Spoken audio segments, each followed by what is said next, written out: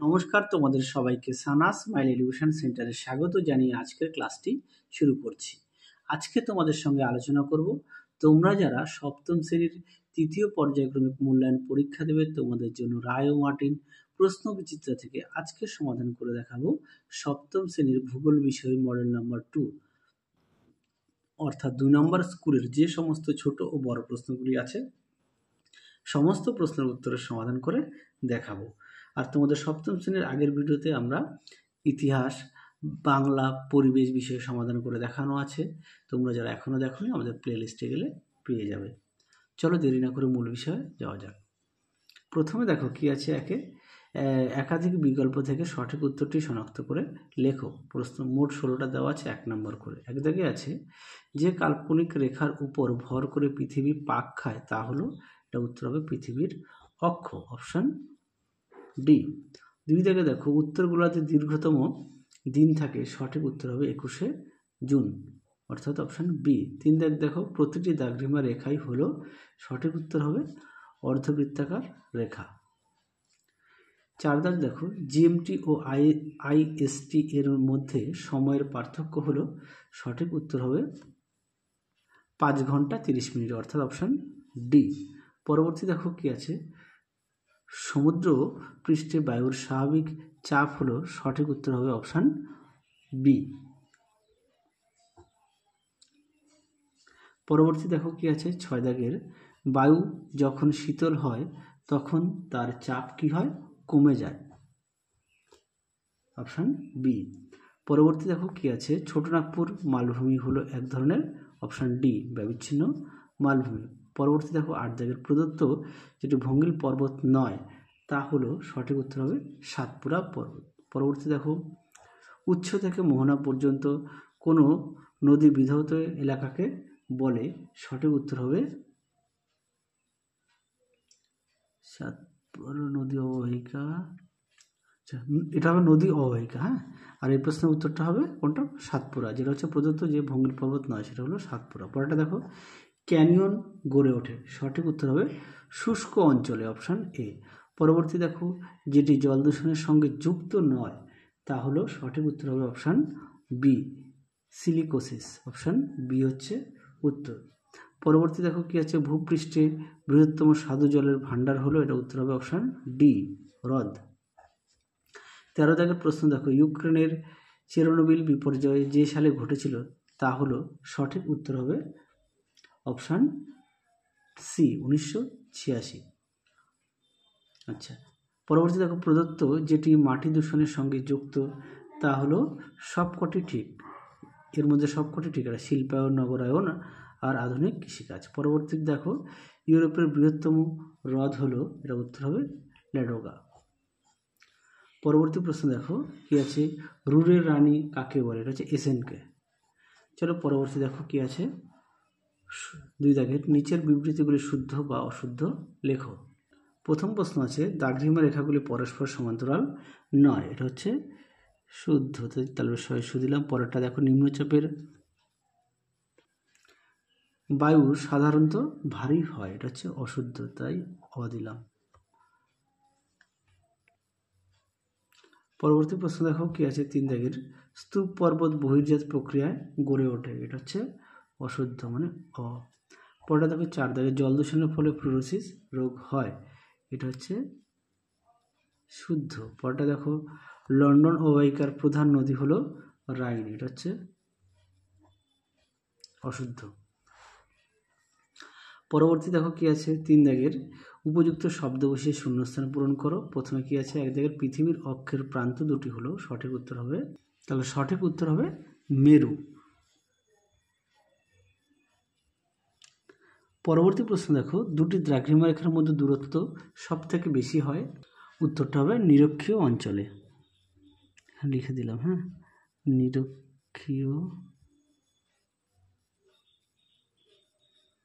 নিরক্ষীয় অঞ্চলে। পরবর্তী দেখো শুষ্ক বায়ু থেকে আর্দ্র বায়ু ড্যাশ হয়, হালকা হয়। পরবর্তী দেখো 4 দাগের, ভূপৃষ্ঠের স্থলভাগের কত শতাংশ নদীর কাজ দেখা যায়, উত্তরটা দেখো, এটা উত্তর হবে 30%।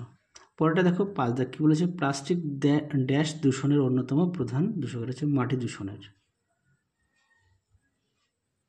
পরবর্তী দেখো কি বলেছে, ড্যাশ হলো পোল্ডার ভূমির বৃহত্তম শহর। এটা উত্তর হবে আমস্টারডাম। পাশে লিখে দিলাম তোমাদের সুবিধার্থে।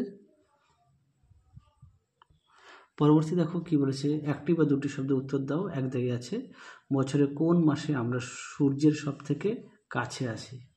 এটা উত্তর হবে জানুয়ারি মাস।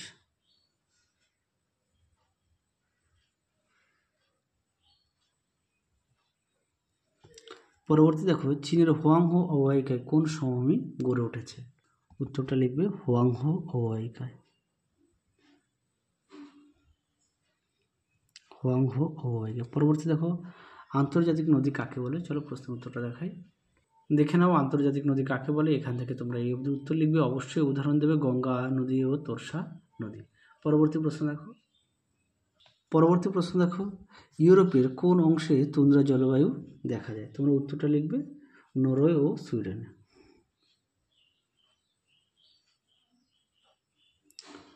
উত্তরাংশের ইউরোপের নরওয়ে আর সুইডেন।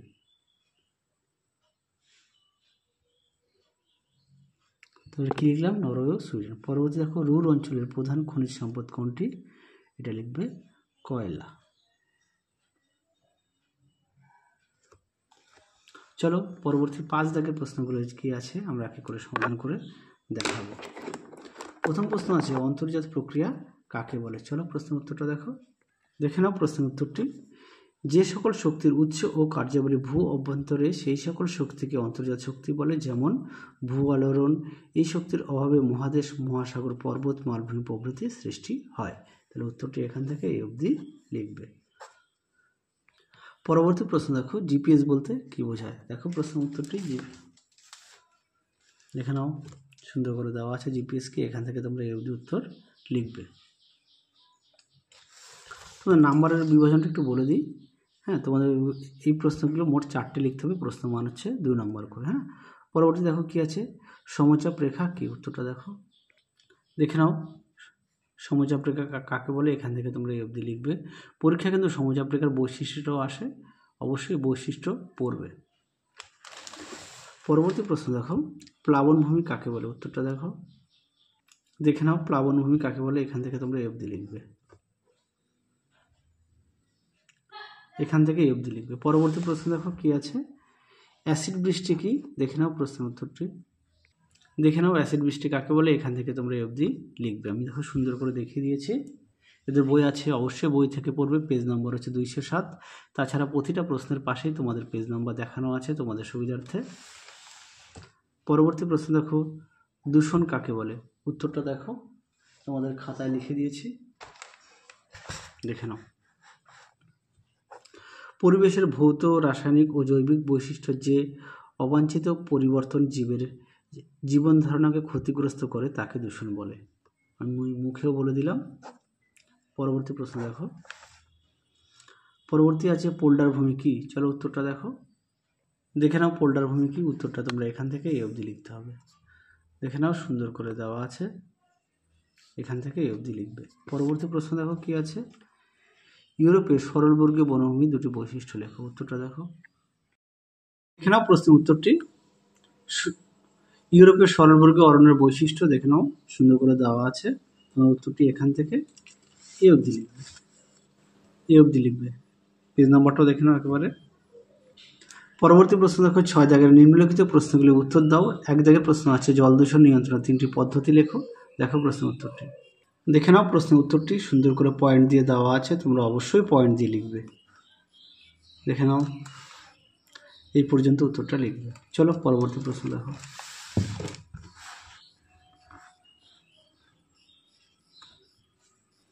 মাটি দূষণের 3টি কারণ লেখো। উত্তরটা দেখে নাও প্রশ্নের উত্তরটি।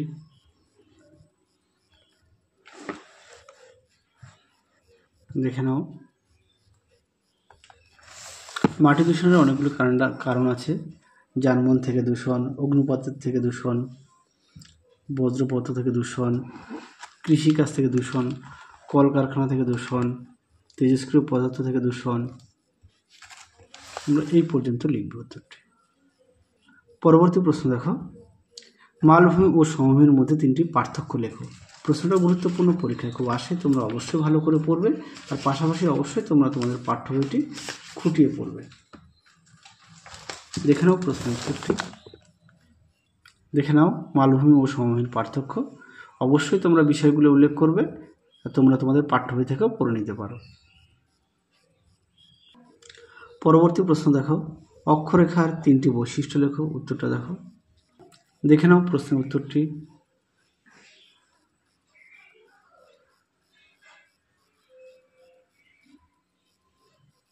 সুন্দর করে পয়েন্ট দিয়ে দেওয়া আছে।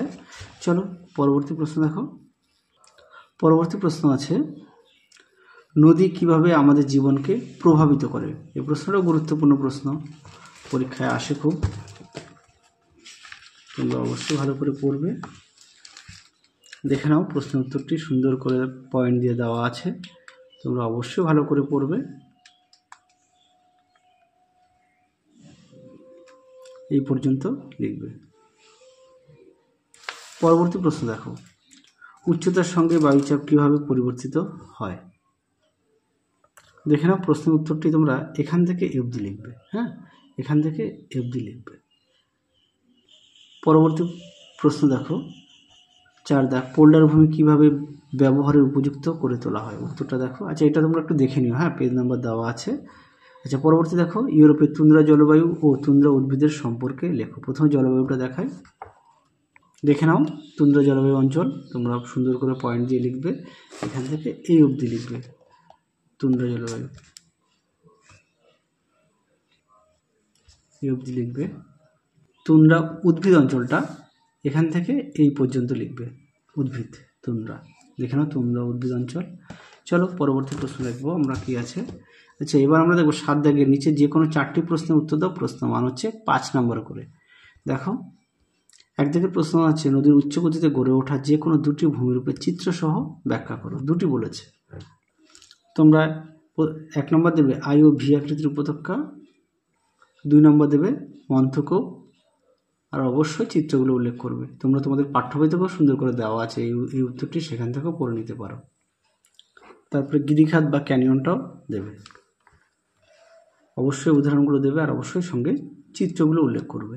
পেন্সিল দিয়ে আঁকবে, পেন্সিল দিয়ে নাম উল্লেখ করে দেবে। পরবর্তী দেখো 2 দাগে, যে কোনো 2 প্রকার মালভূমি সম্পর্কে সংক্ষিপ্ত বিবরণ দাও। দেখো প্রশ্ন উত্তরটি, দেখে নাও প্রশ্ন উত্তরটি। 2 প্রকার বলেছে, প্রথমে দেবে পর্বত বেষ্টিত মালভূমি, সংজ্ঞা দেবে, সৃষ্টির কারণ দেবে, বৈশিষ্ট্য দেবে। তারপরে 2 নম্বর দেবে লাভা মালভূমির সংজ্ঞা দেবে, সৃষ্টির কারণ দেবে, আর বৈশিষ্ট্য আর উদাহরণটা দেবে।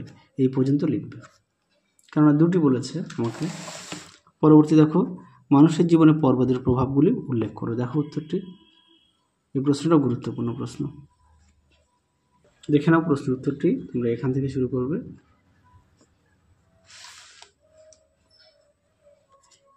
এই অবধি লিখবে, সুন্দর করে পয়েন্ট দিয়ে দিয়ে লিখবে।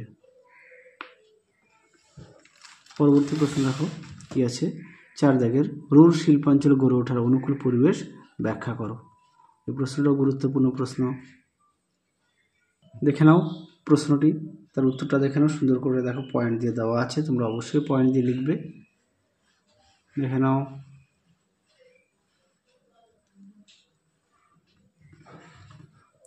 এই পর্যন্ত উত্তরটা লিখবে। এই প্রশ্নটা গুরুত্বপূর্ণ। শেষ প্রশ্ন দেখো, এই প্রশ্নটা গুরুত্বপূর্ণ, লন্ডন অববাহিকা অর্থনৈতিক পরিবেশের বিবরণ দাও। খুব শীঘ্রই তোমাদের সাজেশনটাও দিয়ে দেবো। দেখে নাও প্রশ্নটি, তার উত্তরটা দেখে নাও, সুন্দর করে দেখো পয়েন্ট দিয়ে দেওয়া আছে, তোমরা অবশ্যই পয়েন্ট দিয়ে লিখবে, তাহলে নাম্বারটা ভালো পাবে। পাঠ্য বই থেকে পড়ে নিতে পারো, আর অবশ্যই পাঠ্য বই খুঁটিয়ে পড়বে। এই পর্যন্ত উত্তরটা লিখবে। তাহলে 2 নম্বর স্কুলের যে সমস্ত ছোট ও বড় প্রশ্নগুলি আছে, সমস্ত প্রশ্নের উত্তর আমরা সমাধান করে দেখিয়ে দিয়েছি। তাহলে চলো আজকের মতো এখানেই সমাপ্ত করছি। আবার দেখা হবে খুব শীঘ্রই তোমাদের কোনো একটি ভিডিওতে। তোমরা সবাই সুস্থ থেকো, ভালো থেকো। আজকের মতো টাটা।